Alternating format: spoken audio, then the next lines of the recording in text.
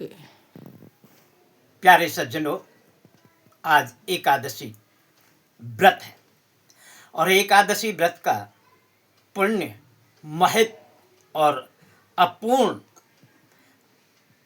अलौकिक होता है। एकादशी का अस्तित्व स्वर्णदान, भूमिदान, अन्नदान, गोदान, कन्यादान आदि करने से जो पुण्य प्राप्त होता है एवं ग्रहण के समय स्नान दान करने से जो पुण्य प्राप्त होता है, कठिन तपस्या, तीर्थ यात्रा एवं अश्वमेधादि यज्ञ करने से जो पुण्य प्राप्त होता है, उन सब से अधिक पुण्य एकादशी व्रत के रखने का पुण्य होता है। जो मनुष्य एकादशी का व्रत रखते हैं उनको इन सब पुण्यों से भी अधिक पुण्य प्राप्त होता है। परंतु एकादशी का व्रत नियम से, धारणा से, मनसा वाचा कर्मणा तीनों प्रधाओं से युक्त होकर के करना चाहिए। एकादशी व्रत करने वाले पितृ कुयोनि को त्याग कर स्वर्ग वाले चले जाते हैं। एकादशी व्रत करने वाले का 10 पुरुष पितृ पक्ष और 10 पुरुष मातृ पक्ष के, जो 10 पुरुष हैं पत्नी पक्ष के व्रतकर्ता को शुभ आशीर्वाद देते हैं और वैकुंठ को प्राप्त करते हैं। दूध, पुत्र, धन और कीर्ति को बढ़ाने वाला यह एकादशी का व्रत अति उत्तम है। आज उत्पन्ना एकादशी है। उत्पन्ना एकादशी के विषय में श्री सूत जी ऋषियों से कहते हैं, हे ऋषियों, एकादशी व्रत का महात्म्य तथा जन्म की कथा भगवान श्री कृष्ण ने युधिष्ठिर को सुनाई थी। सतयुग में एक महाभयंकर राक्षस मुर नाम का प्रकट हुआ था। उसने अपनी शक्ति से समुचित देवताओं पर विजय प्राप्त की और अरुंधति पुरी में उनको गिरा दिया गया।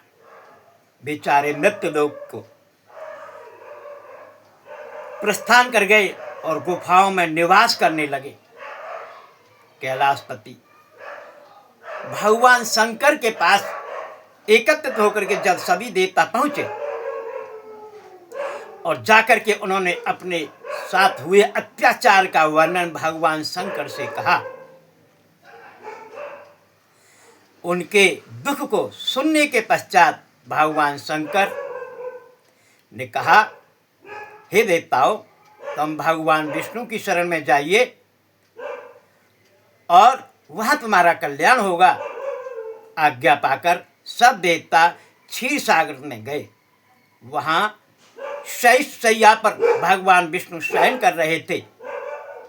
देवताओं ने वहां पहुंच करके वेद मंत्रों द्वारा स्तुति की, भगवान को प्रसन्न किया और प्रार्थना करके इन सबसे पहले इंद्र ने कहा, महाराज, नाड़ा जंग नाम का एक दैत्य ब्रह्म वंश में उत्पन्न हुआ चंद्रावती नगरी में, और उसके एक पुत्र प्राप्त हुआ।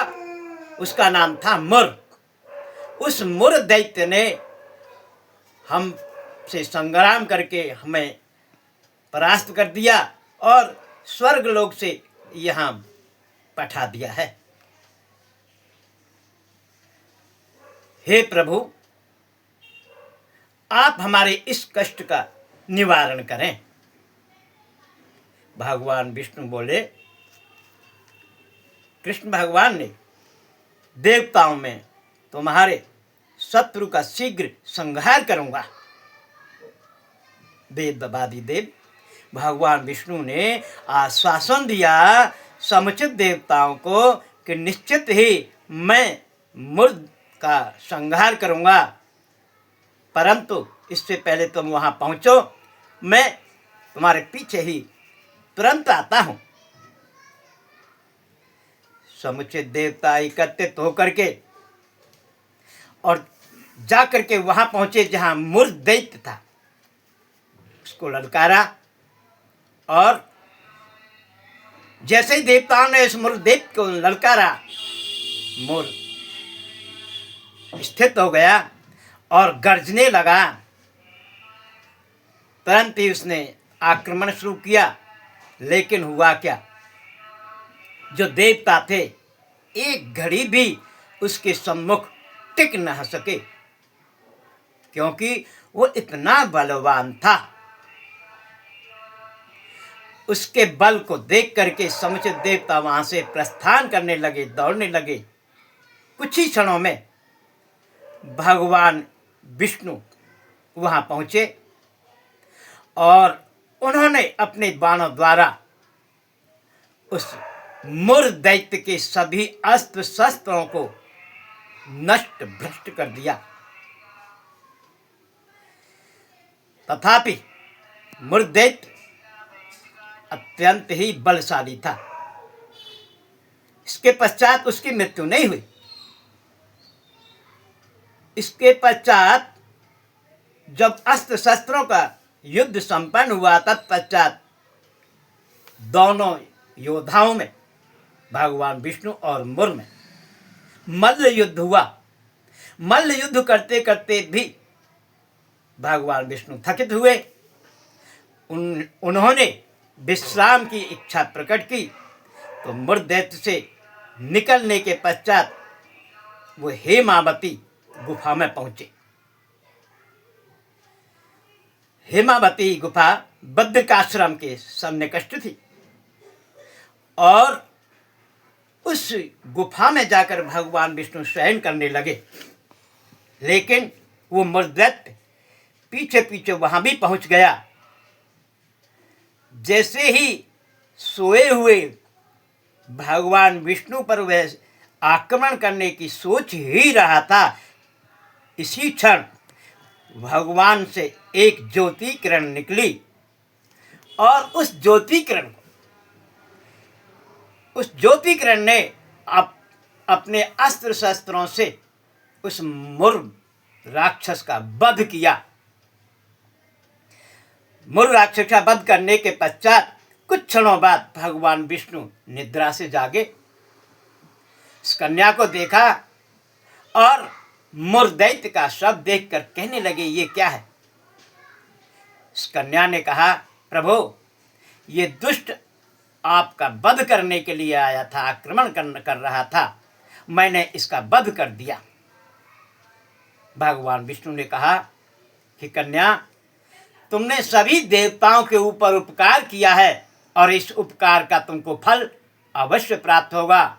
आज एकादशी है, तुम्हारा जन्म एकादशी के दिन हुआ है, इसलिए तुम्हारा नाम आज से उत्पन्ना एकादशी होगा। इस प्रकार भगवान का आशीर्वाद लेकर के वह कन्या विचरण करने लगी। संसार हित में उसने जो योग दिया, देवता उसके आभारी रहे।